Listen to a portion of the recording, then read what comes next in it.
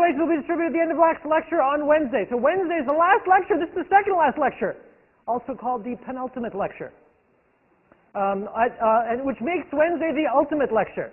And evaluation will be at the end. So if you're watching at home and you want to evaluate this course that you've spent time watching, why don't you come on Wednesday? Micah?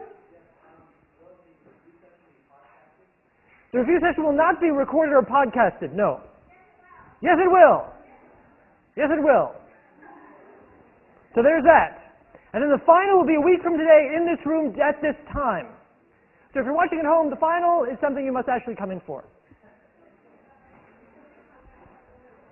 All right, let's get started. Let's get moving. You know, it's legitimate, it's understandable that for this entire course, this entire 9.5 weeks of the 10-week course, we spent a lot of time focusing on the relationship issues of young adults or midlife adults. That's because you are young adults and I'm a midlife adult. But I wouldn't want to end the course without acknowledging that intimate relationships are not the purview of young adulthood.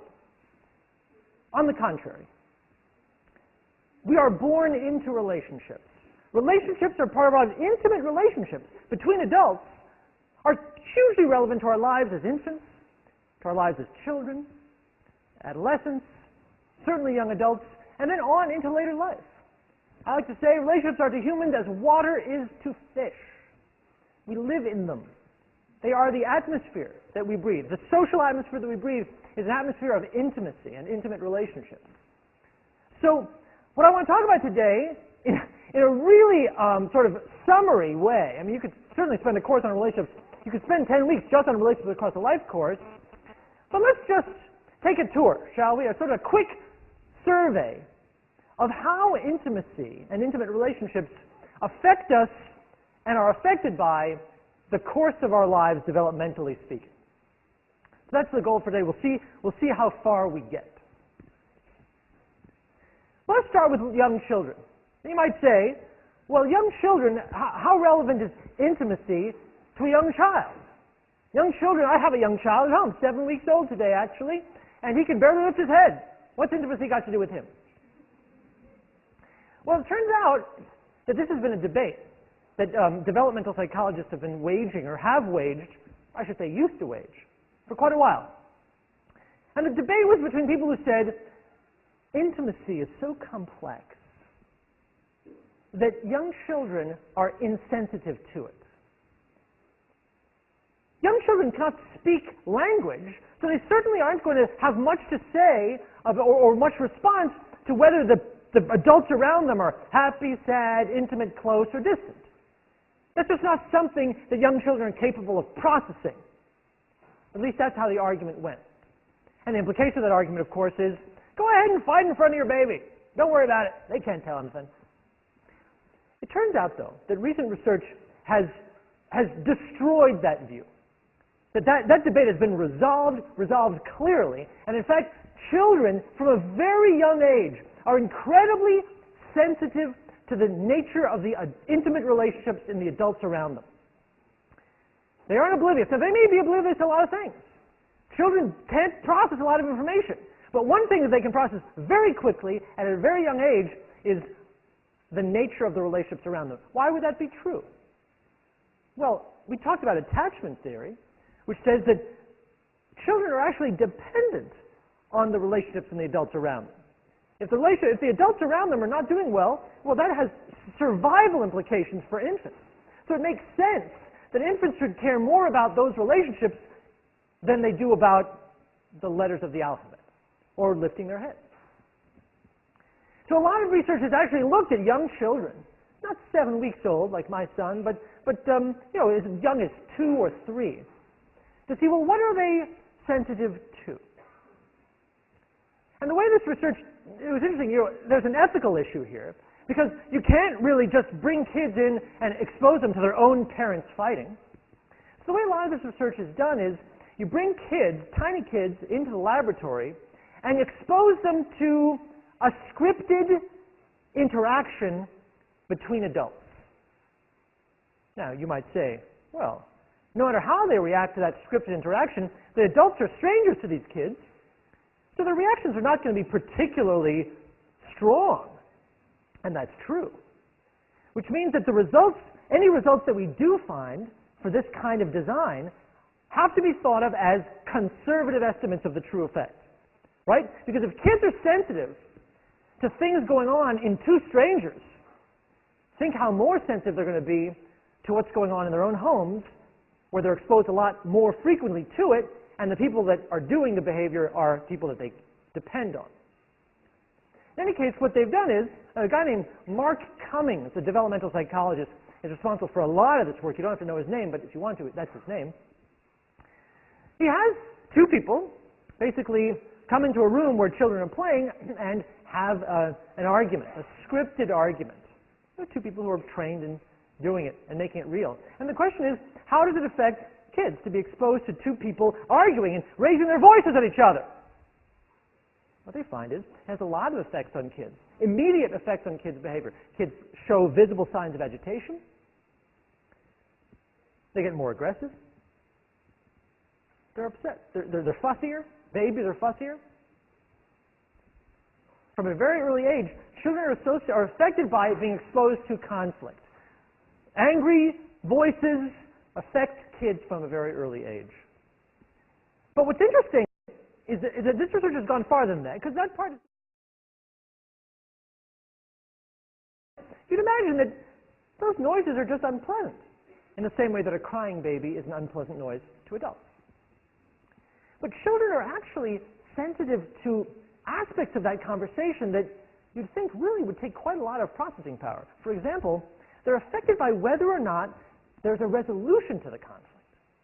So in some versions of this research, what Cummings did was he had this scripted interaction between these two adults, and in some he randomly assigned the kids to be exposed to either two adults who had an unpleasant interaction, but then they resolved it. They're like, oh, okay, I'm sorry, great. And they sort of had a pleasant resolution. The tension was released between the adults. In contrast to the adults, children who were exposed in the second condition to adults who did not resolve their conflict. They got mad, said, okay, well, we'll agree to disagree. They didn't resolve it. Turns out that the children who were exposed to the resolved conflict were happier, less agitated. And the children who were exposed to the same amount of conflict, but it didn't resolve, their negative effects lasted longer. So this is children, at a very young age, like I think between 3 and 5.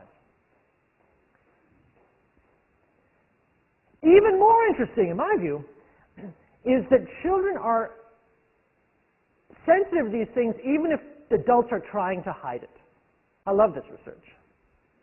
Because you can imagine adults who are mad at each other, but there are kids around, or an audience of children around, trying to sort of hide the conflict. By putting on a forced smile or saying, honey, I know the kids are watching, but that really irritates me a lot what you just did, or something like that. You can imagine people thinking, well, as long as I don't show anything or suppress my real emotions, the kids won't pick it up. That's not the case. Mark Cummings did that. In this case, it was with videos.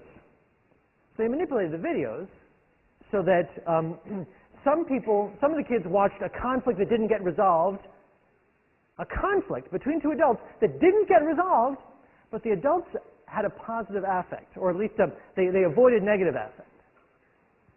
The other condition had children exposed to a conflict that didn't get resolved, but the adults had a negative affect.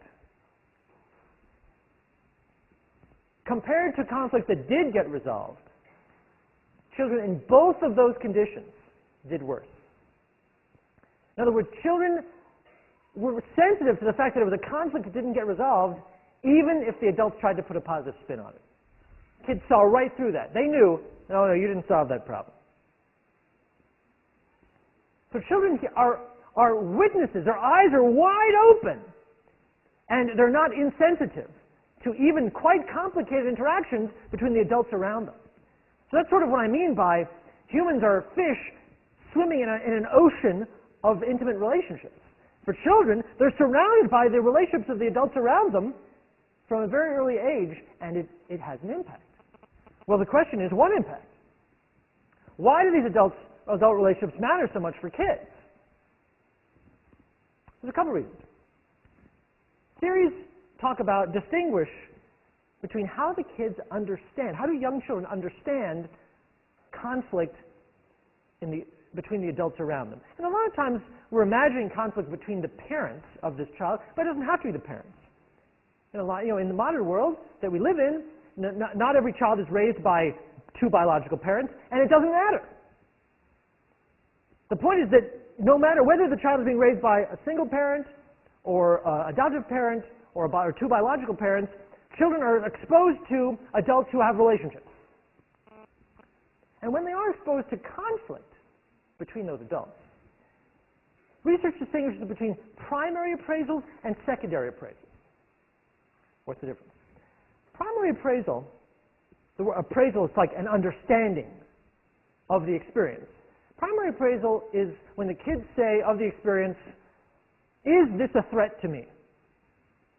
Primary appraisal is like your initial survival appraisal. Threat or no threat? You can see why that would be primer.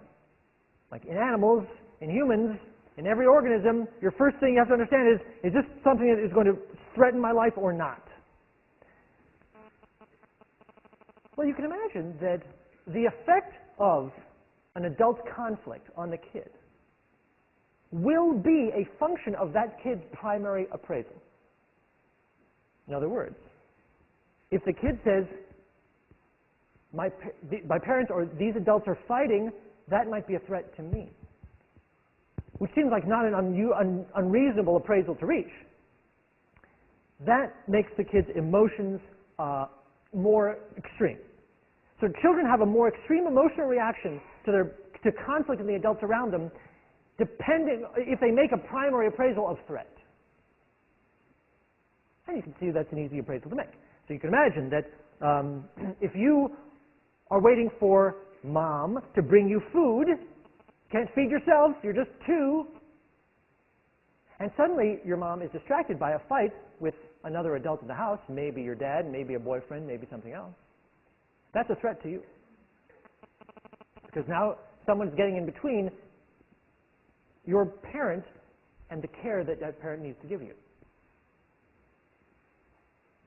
A lot of research shows that the more that children perceive a threat, that predicts difficulties with emotion regulation later in life.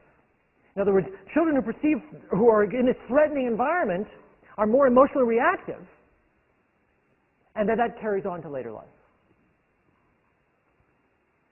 But that's just the primary appraisal. The secondary appraisal is, why is this happening? Once I've evaluated if it's a threat or not, the secondary appraisal is sort of a next level, which is, what's going on? Why is this happening? And what can I do about it? That's the secondary appraisal. And a lot of research, some interesting models of the effects of adult conflict on kids, suggest that the effect of that conflict on the kids' intimate relationships later in life will depend on the kind of secondary appraisals the kids make. In other words, is this something that has to do with me? So the way research sort of talks about this is like this. Some kids answer the question, why is this happening, with the answer, it's happening because of me. Right? That's the sort of stereotype of the child of divorced parents who says to him or herself, oh, it's my fault. I caused this conflict. They're fighting because of me. Now, and sometimes the child is right. You can imagine if you're a child and you're exposed to parents arguing about parenting, the child might say, oh, they're arguing about me. But even if the child is wrong, you can imagine children saying, well, I must have done this somehow. And they've actually studied this. They studied this by asking kids, young kids, even as young as 5, can answer a question, what do you think about when you were exposed to this kind of conflict? Turns out that kids who blame themselves that has long-lasting effects on their self-concept and their self-esteem. Kids who feel to blame, that becomes a habit, and that sort of shapes kids from an early age to think, I may not be lovable. And it overlaps with attachment theory. We're talking about how children's working models of self develop. Other kids, by the way, might come up with a different appraisal, a different secondary appraisal, which is, okay, what does this mean? It means that they need to be fixed, and it's my job to fix it. So there's observational research showing that there's a pattern of response. Some children respond to conflict in their parents by making trouble to distract them. You can imagine the situation. Two adults are fighting in the next room. The little child says, how do I make this stop? How do I make this stop? This is so frustrating. Maybe if I knock over a vase, maybe I'll try that. I'm frustrated, I knock over the vase. And guess what happens when I knock over the vase? They stop fighting. And they come in like, hey, you knocked over the vase. And now they're mad at me, but they're not mad at each other. That becomes reinforcing. And there's research showing that that becomes a habit. And that's one route by which adult relationships lead to behavior problems in kids. Through that route. Through the reinforcement of, behavior problems actually become a great way of controlling the adults around me. And maybe even helping them.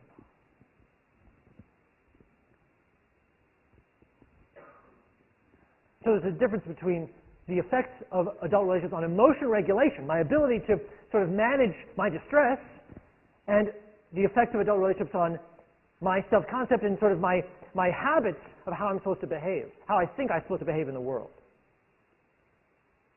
And that raises a third issue, which is, do children get used to it? Or do they get sensitized? So the word sensitization means your reaction gets bigger the more you're exposed to something. So you imagine, like, that comes from sort of allergy research, that if your first bee sting is bad, your second bee sting you respond even worse, and every time you get a bee sting you have a worse response. That's sensitization. Desensitization is the opposite. Your response is weaker the more you're exposed. So you can imagine, the question with kids is, do children who are exposed to a lot of conflict between their parents, do they become desensitized? Do they become numb to it? Or do they become, sensitized? Is it that it gets worse and worse the more you're exposed to it? Well, I don't think there's a definitive answer to this question, but some research by Mark Cummings, who's kind of the leader in this, did an experiment where he brought kids into the research rooms, and what he did was he had kids playing with each other. And he had two human beings, a man and a woman, come into the room. They were research assistants, and they were pretending to be what they were, research assistants, and then they had a scripted interaction. They'd come into the room once and have a neutral interaction, then leave the room. Then they'd come into the room again and have an argumentative interaction, then leave the room. Then come back, but their interaction was something like, hey, weren't you supposed to clean up these cups after we gave the cups to the kids? No, you were supposed to clean up the cups. No, I thought you were supposed to clean up the cups. It was that kind of thing. And then they came back and had a neutral interaction. And then they came back a fourth time and had another conflict interaction. Now, in between each of these exposures, the kids continue to play in a room with, as you would imagine, one-way mirrors on one wall. And on the other side of those one-way mirrors were observers who were looking for examples of aggressive behavior in the kids. Here's what they found. After the first exposure to the adult conflict, aggressive behaviors in the kids went up. Oh, by the way, I forgot to tell you that of course there are two conditions. One in which the kids were exposed twice and one in which the kids were exposed only once. So kids who were exposed once to conflict in the adults, their aggressive behavior went up. Suddenly they're there playing in the room and the observers noticed, wow, a real big uptick in the amount of punching or kicking or hair pulling or fighting over toys after they've been exposed to a conflict interaction between adults. The adults didn't draw attention to themselves necessarily. I mean, they didn't say like, hey kids, watch us. They were just in the room, but it still had an effect. Micah. The way the second group went is they were exposed I think that's true, but the details are in the reader, but I think the second group was invited in later. So both groups were exposed to the second interaction, but only one group was exposed to the first interaction, if you know what I mean. So one group got a first interaction, and then there was a second interaction, and another group joined for the second one, so they only got that second one. And the question is, but everyone got a neutral interaction as to compare. So the question is the difference between the kids' behavior when they were exposed to neutral and the kids' behavior when they were exposed to the conflict. Here's the point. They found clear evidence of sensitization. The kids who were exposed twice were way more aggressive after the second exposure than they were to the first exposure. Sensitization, not desensitization. It wasn't that after the second time, it's not that the second time had a less big effect, the second time had a bigger effect. Well, again, that's strangers in a laboratory twice. So imagine the effects of living in a house with people who are experiencing conflict. The effects will be extremely bad. I mean, and that's the truth. Adult relationships matter hugely for kids because they're so dependent on the nature of those relationships in so many ways. So the effects are, there's many paths, many routes through which adult relationships affect kids. But that's not the only relationship. That's not the only relationship that affects the development of intimacy in lives. 90% of us have siblings. Raise your hand if you have a sibling. Well, that's about 90%. Something interesting. Sibling relationships are a real puzzle. They haven't received a lot of research, I'll tell you that. Now, in this lecture, we're interested in sibling relationships as predictors of our adult intimate relationships. But there's something interesting about siblings, which is, if you ask kids about all the relationships they have in their life, and then say, in which relationships do you fight the most? Kids fight more with their siblings than with any other relationship in their entire lives. By the way, do you sort of resonate to that? All of you sibling people? Like, who in your life, that maybe you have a great relationship with your siblings, and I hope you do. But who in your life do you fight with the most, or particularly as children? Siblings fight with each other more than they fight with friends, more than they fight with strangers, more than they fight with their parents. Siblings argue, they fight. Why should that be true? It's an interesting question because let me give you the argument why it shouldn't be true. Siblings are similar to each other. They're more similar than strangers. They're familiar to each other. Think of the rules of attraction that we learned. They're proximal to each other. They're near each other. They share genes. They probably share somewhat more similar values than people in other cultures or than the house down the street. And they have common interests. They have a common investment in peace in the family. So why wouldn't siblings be the closest relationships ever? Raise your hand if you are close to your sibling. Oh, that's not bad. On the other hand, you're a little older. Or raise your hand if you experience conflict with your sibling as a younger child. Okay, me too, bud. So the question is why? That's sort of puzzling. Why should this relationship that should be close throughout, there's no reason why they should ever not be close, now is in fact, in childhood, a source of a lot of conflict for kids? Well, the evolutionary psychologists step in and say, we can understand this. And the evolutionary psychologists say, here's why. Because siblings only share 50% of their genes. So if they're competing for resources, their interests are not the same necessarily. Genetically speaking, I want to protect my genes, and 50% of my genes you don't share, sibling. So we don't always have common interests. And in fact, we're competing for something, which is parental attention.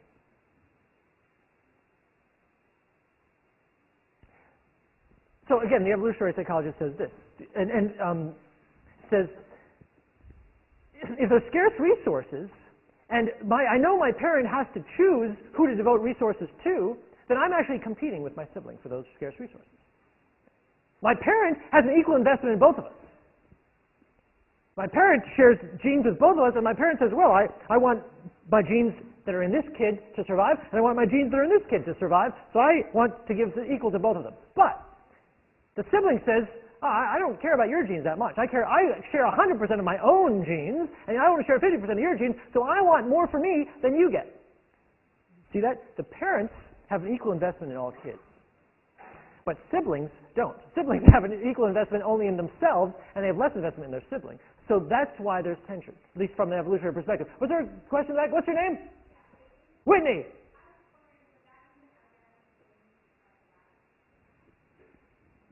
Yes? Do they? Are you an identical twin? Anyone? You're an identical twin? How's that going? You're best friends and you fight a lot. That's interesting. Micah?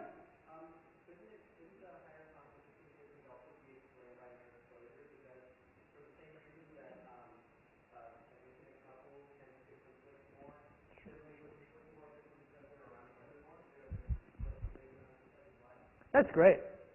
So Micah says, wait a minute.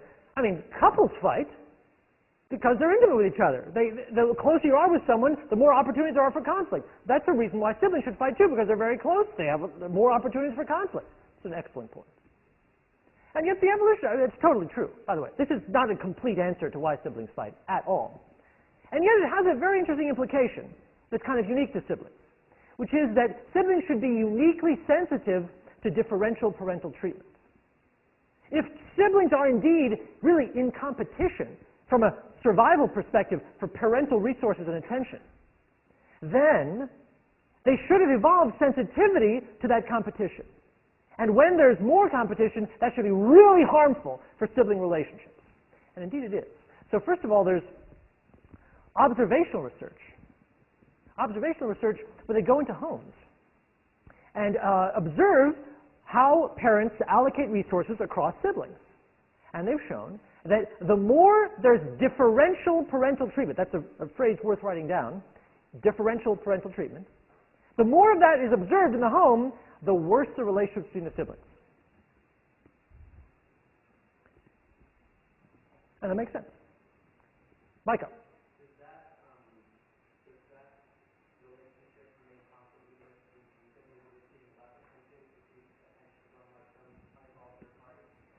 It's a good question. I don't know. It's a darn good question. So Micah asked a question, but I'm not going to repeat it since I don't know the answer. An experimental study that sort of looks at this sensitivity. Okay? An experimental study that looks at just how sensitive are kids to the issue of differential treatment. I think it's a very clever design. Here's how they did it. They got infants, babies, and their moms to come to the lab. Two conditions. They wanted to observe how distressed the baby gets under two conditions. So they had some kind of observational coding system of baby distress. By the way, I would not be able to do this research. I can watch couples arguing, but I cannot watch babies crying. But in this research, you'd watch a lot of babies crying. So in one case, but in both cases, the mothers were, in both conditions of the experiment, mothers were instructed to neglect their child for a minute or two, to put down their child and not respond. Okay? So the question is, how upset did this baby get when the mother has been told, don't respond for a minute or two? Here's the question. Here's the manipulation. In one condition, while they were not responding, the mothers were told to read a book. They said, Mom, read this book and don't respond to your kids. So the kids could see you reading a book and not responding. In the second condition, the mothers were told to not respond and spend their non-response time interacting with a lifelike baby doll. Now, in both cases, the kid is getting the exact same amount of attention, 0. But in one case, the mom is reading a book instead of taking care of the kid. In the other case, the mom is googling and cooing to a baby-like object that isn't the kid. Now, this is infants now, but what they saw is that the kids were sensitive not only to being neglected, no kid likes to be neglected, but to why they were being neglected.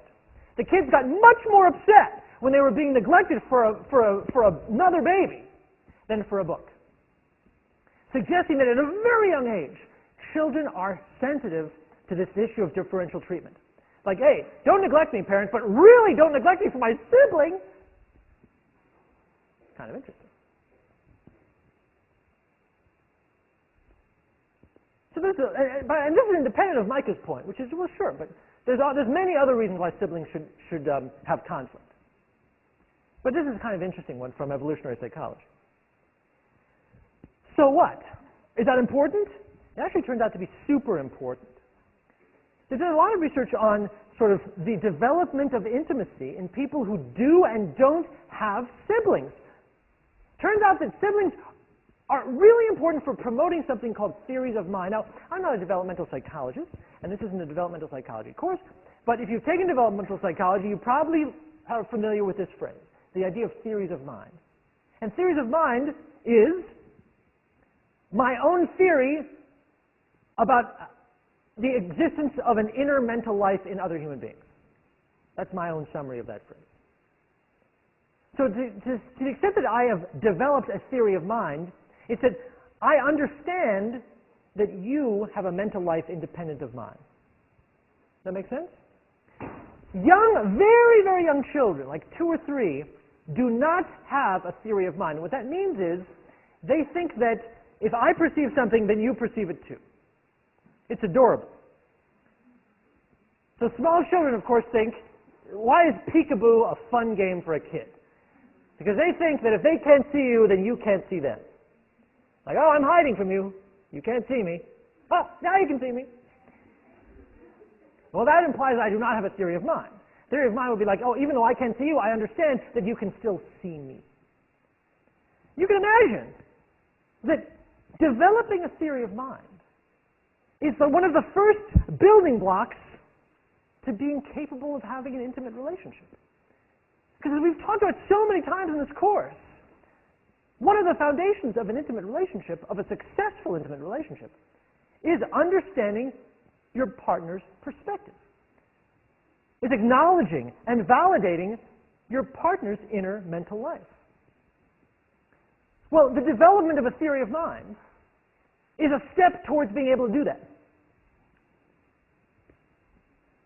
It turns out that people with siblings develop theories of mind earlier than people who are only children.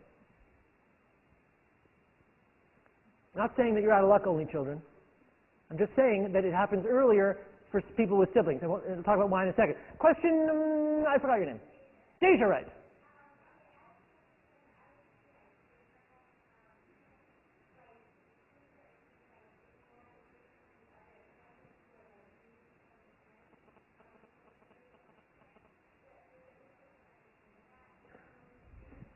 Okay, Deja takes us back to this issue of differential parental treatment and asks, what if there's an obvious reason for differential parental treatment? Is that also associated with conflict? And the answer is no. So for example, I have an older daughter who's 7.5 years old, and now a 7-week-old son. Well, we don't treat them the same. It's not a problem. She gets it. She's like, oh yeah, you're treating me different than him because we're very, very, very, very different. It's when kids are closer in age that becomes more of the differential parental treatment is more of an issue because there's less of an obvious salient reason for the differential treatment. Did I answer your question? Super. But so Deja, your sort of point leads to this next point, which is that conflict can be good. A little conflict can be good. Why? Because it teaches us theories of mind. If you have someone around that you have to resolve problems with, like a sibling, like who's going to get the last slice of cake? Who's going to play with that toy? Who's going to unwrap this gift? The successful negotiation requires understanding you are mad at me. You know things that I don't know. You have an inner life that's independent of my inner life. If you don't have those experiences, there's no one around to have conflict with, and your conflict with parents is a totally different thing. Because parents don't have conflict with little kids. They just say, I'm the dad, and this is what's happening. But when you have a sibling around and have some conflict, now, I'm not talking about hostile conflict. I'm not talking about, abuse between siblings, which happens. I'm talking about, in the context of an overall positive relationship, having disagreements helps to produce theories of mind. which is a building block of adult intimacy. That's my point. How is this tested? It's tested in a way that I find so charming I want to tell you about. It's called the false belief test. You might have heard of it if you've taken developmental psychology. The false belief test, well, it looks like this. Here's a false belief test. I don't know if you can read this, so I'll read it to you. It's also called the Sally-Ann test. This is Sally, and this is Ann. Sally has a basket, Ann has a box. Sally has a marble. It's a big marble because Sally's very small. She puts the marble into her basket. There it is. See her putting it in the basket? And here's Ann. She's just happy to be there. Sally goes out for a walk. See you, Sally? And here's Ann, still very happy. But then Ann, here's why she's so happy. Ann takes the marble, while Sally's gone, takes the marble out of Sally's basket and puts it in her box. But Sally doesn't see this happen, right? Because Sally's out for a walk. Now Sally comes back. And she's looking for her marble. She hasn't looked yet. She just wants to, she says, oh, that marble, I like it very much. I would like to see it again. Here's the question for you. Okay, extra credit. Where does she look for the marble? Is that, you sure? That's good, because by about the age of 5, most people can get this right. By about the age of 5, most people understand that Sally has no reason to look anywhere but here. This is where she put it. She didn't see anyone move it. So as far as she knows, it's still in there. That's a false belief, though. We know that it's not in there. So if we understand, if we recognize that we have information that Sally lacks, that is a theory of mind. That's acknowledging that we can understand something that Sally doesn't understand. At less than 5, on average, at less than 5, kids don't get that distinction. So very small children, 3- and 4-year-old children, on average will say, well, the marble's in here, so she's going to look in here, obviously. Not understanding that she wasn't around when the marble got switched. After 5, and you college students seem to do a great job with this, you figured out that Sally is going to look here because Sally doesn't have the information that you have. Sally didn't witness what you witnessed. Sally didn't witness the trickster Ann messing up the situation. So that's just a situation. I mean, this is a very commonly used test.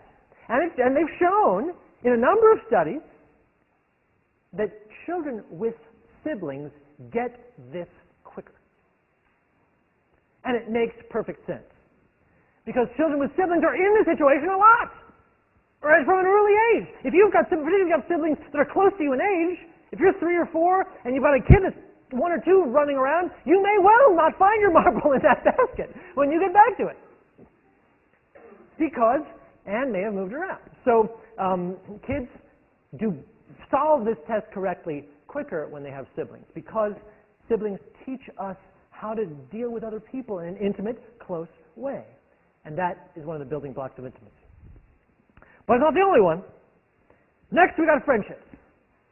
Friendship's kind of interesting. Because friendships are the first voluntary relationship. It's the first relationship that we choose. We don't get to choose our siblings, or our parents, or aunts, or cousins. But friends we can choose. It's the first time that we're going to have that opportunity, which of course will then become a choice we're going to make in later life to be intimate with somebody. So what does that choice do for us? Well, the experience of playing with friends also helps us to develop these intimate capacities. And in particular, people have focused on the role of shared imaginative play. What's really useful about friends, that's sort of unique, I mean, siblings do this too, of course, is the ability to inhabit a shared imaginary world together.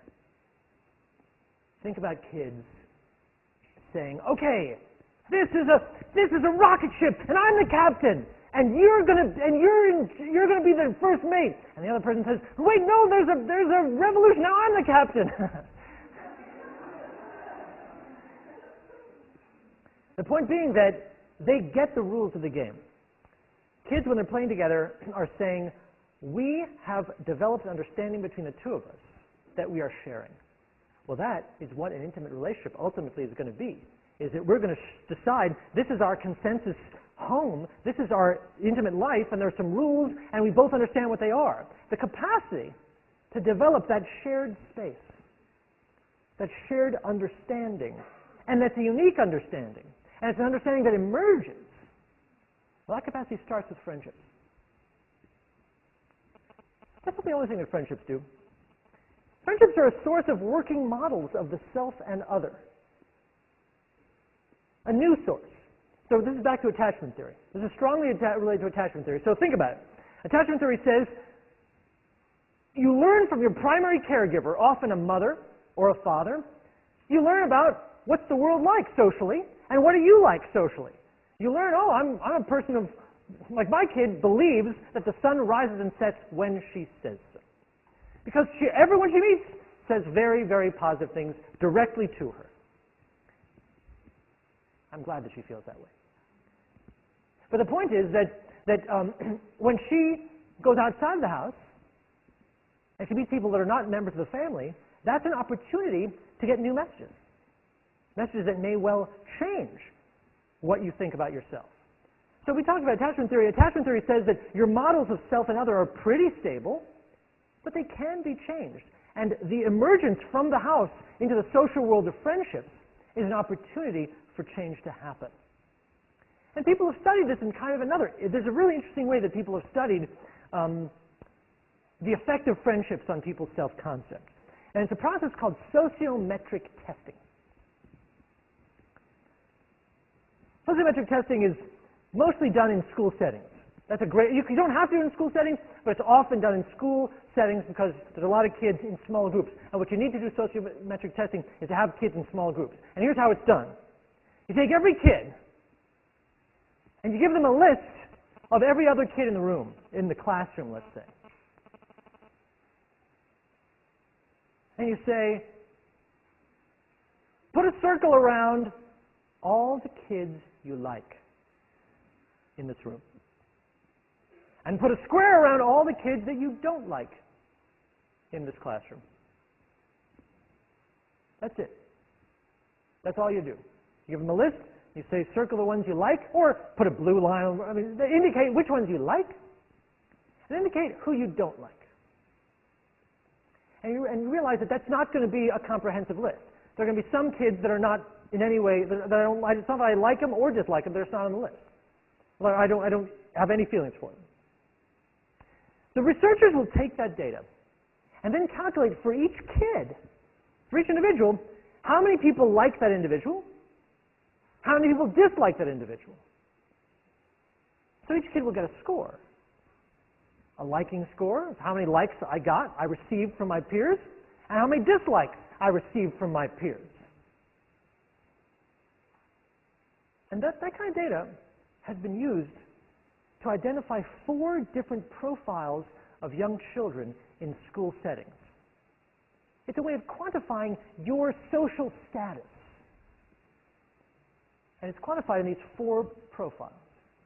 Let's talk about them, because it turns out that where you are categorized from an early age has implications for the rest of your life, I'm sorry to say. So, for example, some kids are popular. Who are popular kids? The kids that are liked by a lot of their peers and rarely disliked. So they got a lot of likes, they got a lot of votes for like, and very few dislikes. Those are the popular kids. So guess what? I'm sorry to say, because the word popular has this sort of a negative connotation, at least it does for me. The popular kids are, snobby or whatever. Well, it turns out it's great to be popular. Popular kids do terrific the rest of their lives.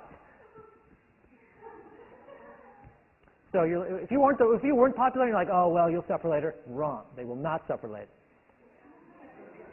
Popular kids are very successful forever. I'm not saying it's always, but by and large, super rockin' great to be popular. I can go through the details, but you got the idea that if you're liked by your peers at an early age, well, you do better in school, you do better socially, you have better intimate relationships later, you have more friends, better friends, deeper friends, and you have a great life. Rejected people are the people who have very few likes and lots of dislikes. Everyone in the class dislikes them and very few people like them. Megan?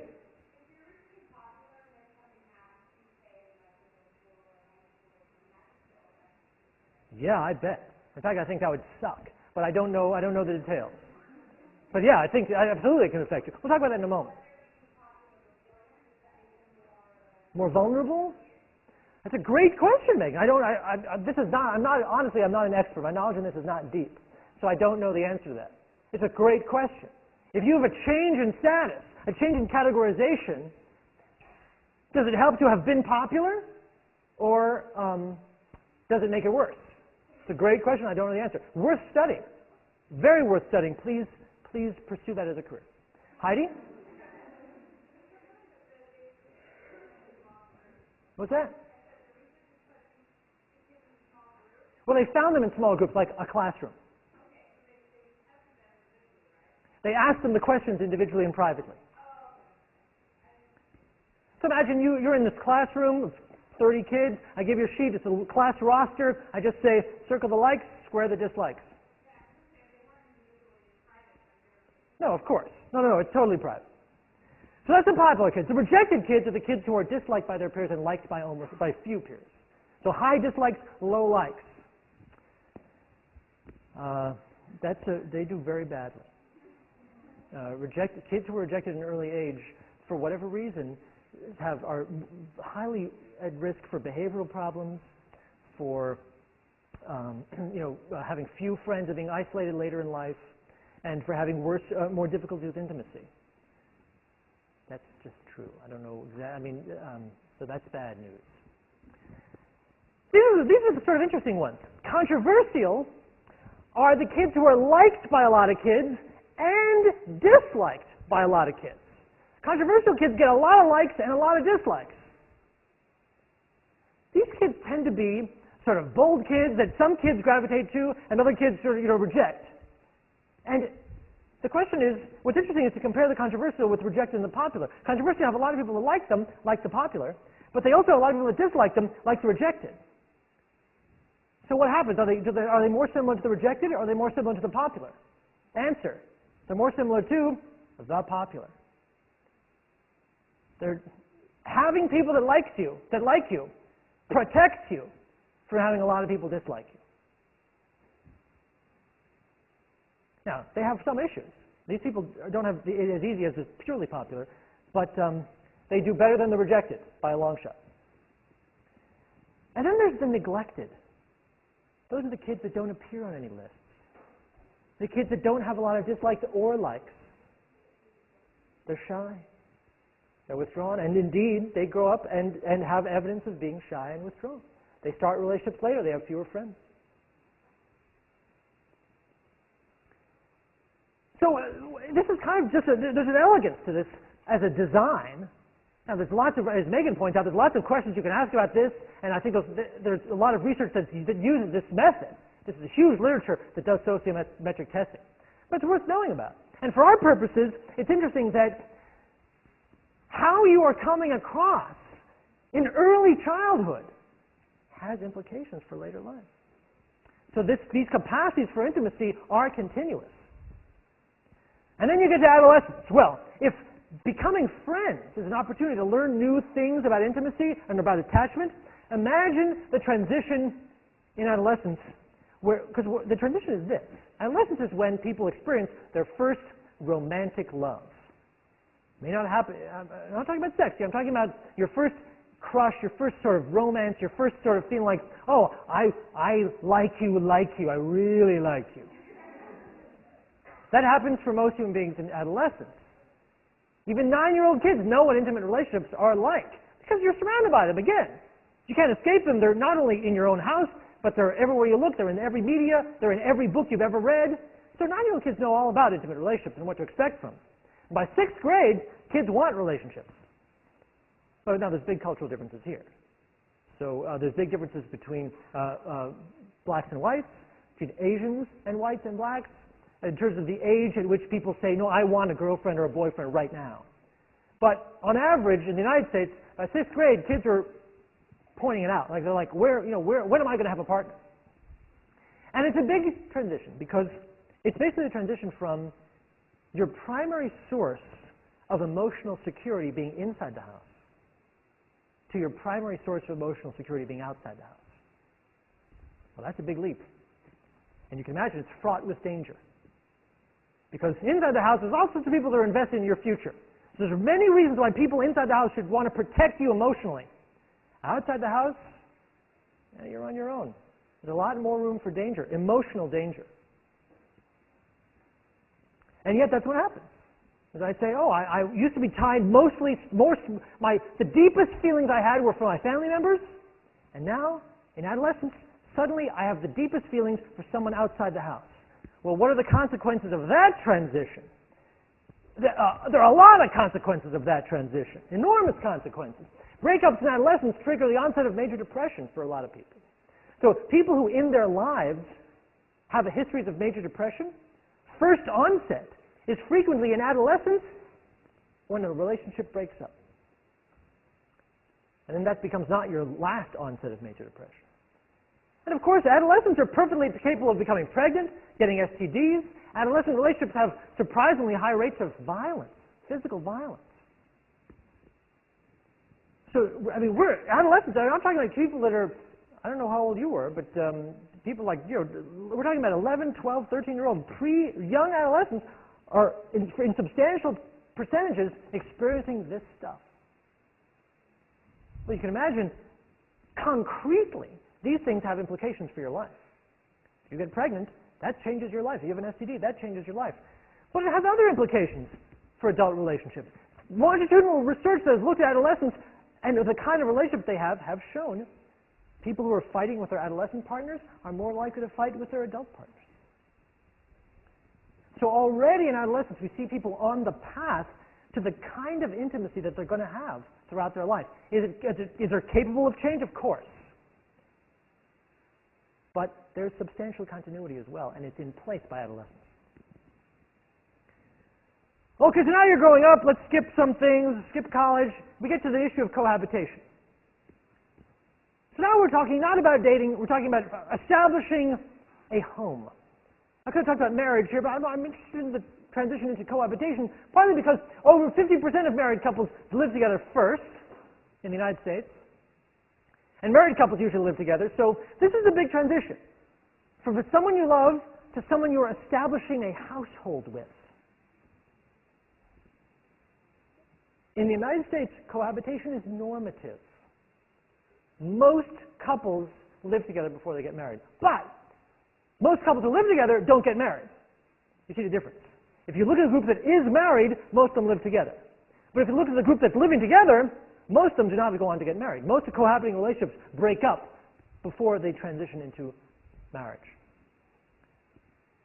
Now, there's been a lot of research and a lot of discussion of the effects of cohabitation on your later relationship. Is it good to live together? Let's say you're planning on getting married. Is it good to live together? Is it bad to live together? Does it have an effect?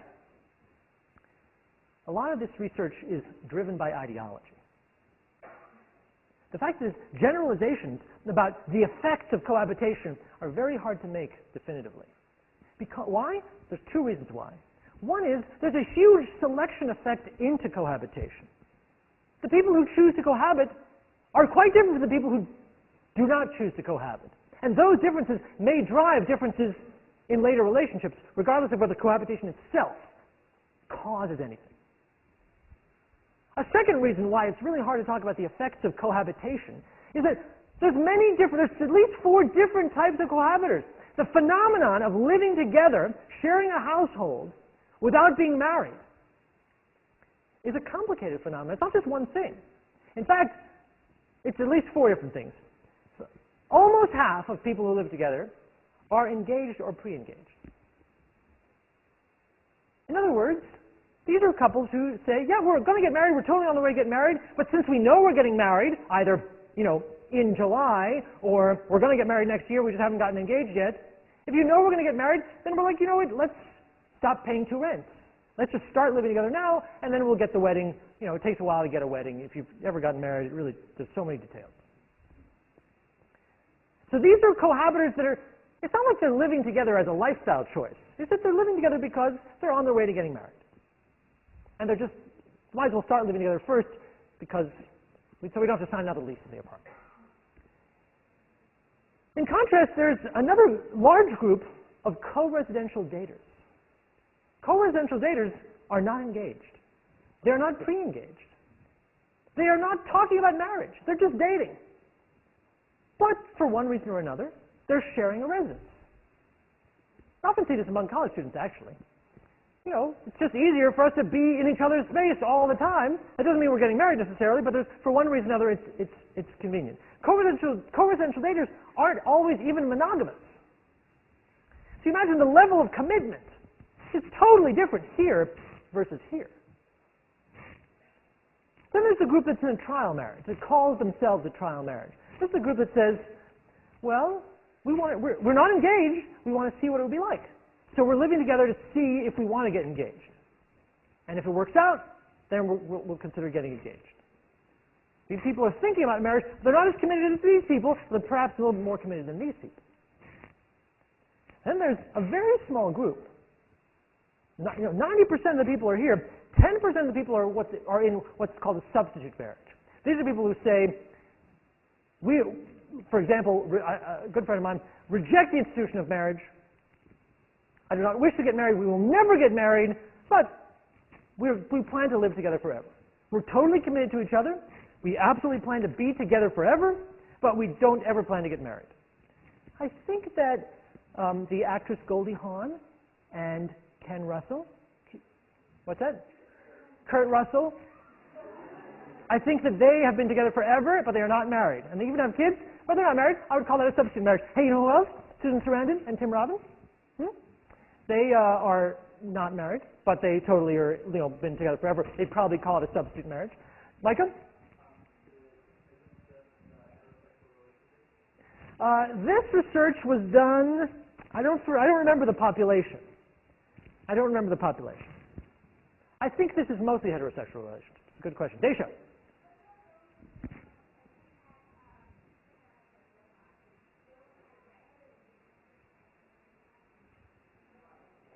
People who have children out of wedlock?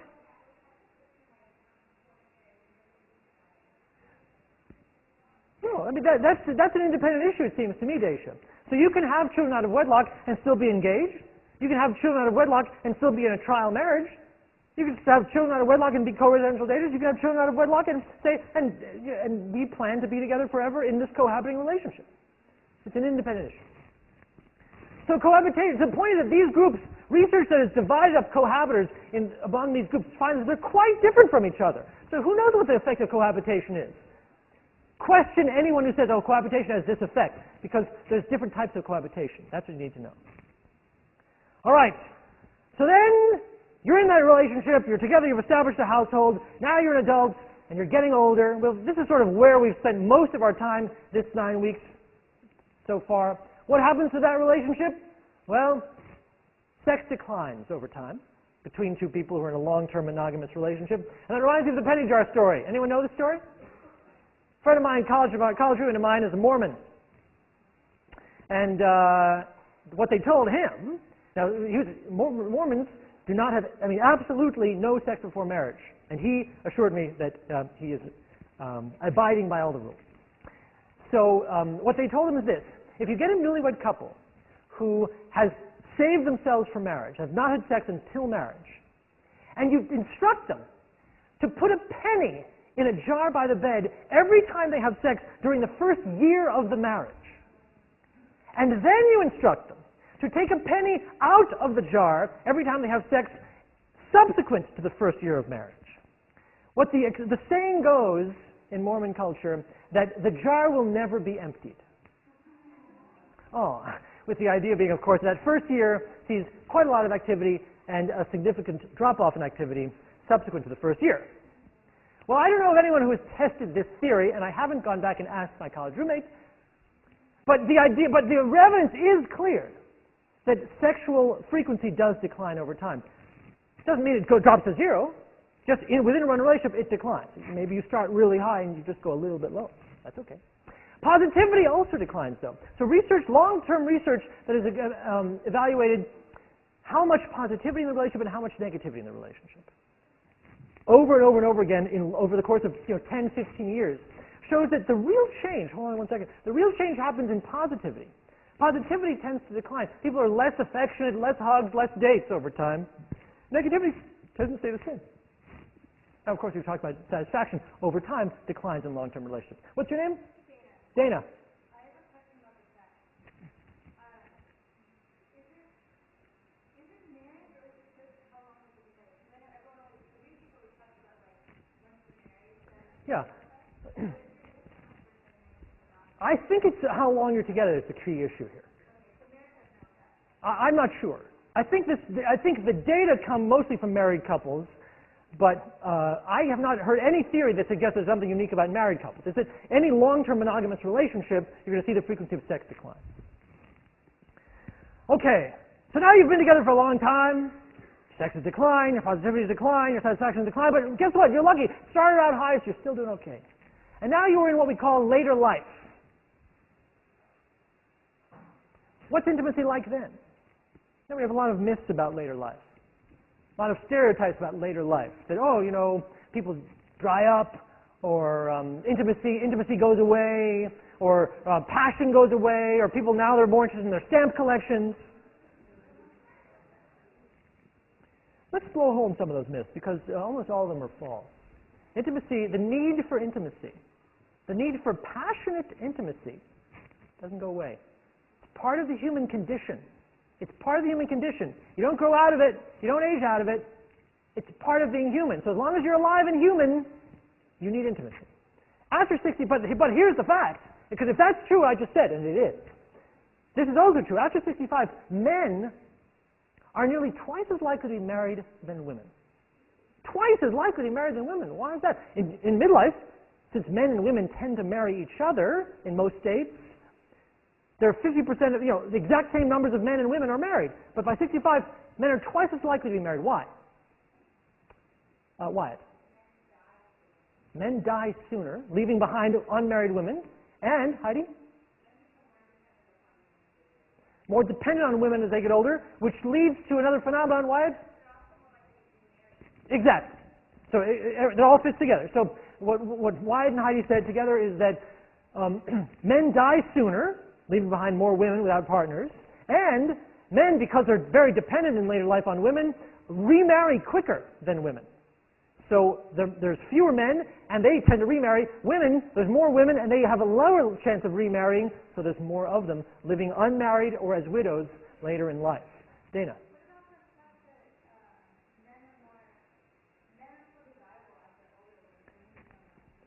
That contributes. So Dana says, what about the fact that older men are considered desirable and older women are not stereotypically considered desirable? And that contributes to the fact that men are more likely to remarry even later in life. So when men lose their wives at a late age, they remarry someone younger. And then they've got wisdom, resources that they can offer to a younger spouse. But older women tend not. Experiences with intimacy in early life have consequences for what your later life is like. So there's a huge literature on this. I don't want to belabor the point. But guess what? If you've been divorced at any time in your life, it has consequences for later life. The more times you've been married in your life, the poorer and the less healthy you are in later life. I'm talking about after 55, after 65. There are health consequences for the experience of divorce. Even if the divorce happened 25 years ago, people are still feeling the effects in terms of their health and their financial well-being in later life. So the point is this. We imagine, or I don't know about you, but there is a stereotype of older adults kind of settled. They are either alone, playing bridge, or they're in a relationship sitting on the porch, rocking the two of them next to each other. But the fact of the matter is that intimacy is just as complicated and active in older adults as it is in young adults, because people are dying, because people are still divorcing. You have older adults are dating, they're living together, they're shacking up, and they're remarrying. Even in late life. It doesn't end. Here's another thing they're doing. They are having sex. And let's take a moment to contemplate sexuality in later life. I want you to see these graphs. I want you to take a good look at these graphs and think about what they mean. Let's take a look here. The dependent variable is the percentage of sexually active adults in the last 12 months. So the question is, were you sexually active in the last 12 months? Okay? Among 57 to 64-year-olds, 84% of men said, yeah, I've been sexually active in the last 12 months, and less women. Among 65 to 74-year-old men, 66% of them have been sexually active in the last 12 months. Among 75 to 85-year-old men, 38% of them have been sexually active in the last month. I don't know what the percentage is for college students, but it's got to be comparable.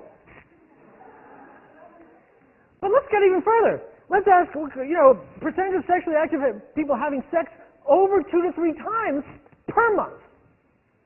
Now the question is, not just did you have sex last year, but are you getting some regularly? Now take a look at this.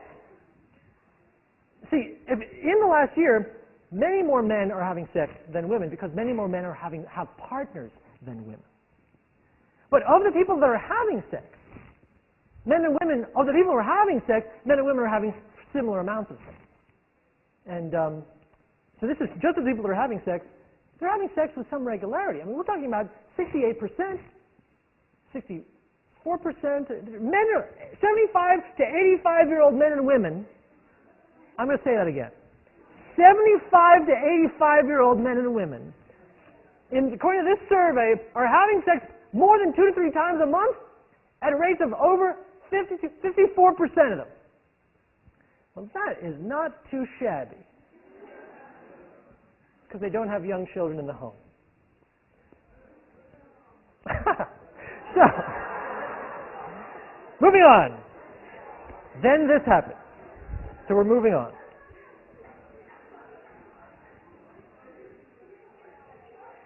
What happens when you do lose a partner? So you've had a long-term relationship. You've been in a relationship for a long, long time. And then your partner dies. This is what happens what happens when you lose intimacy at that age. After a lifetime of intimate relationships, what happens when you lose it?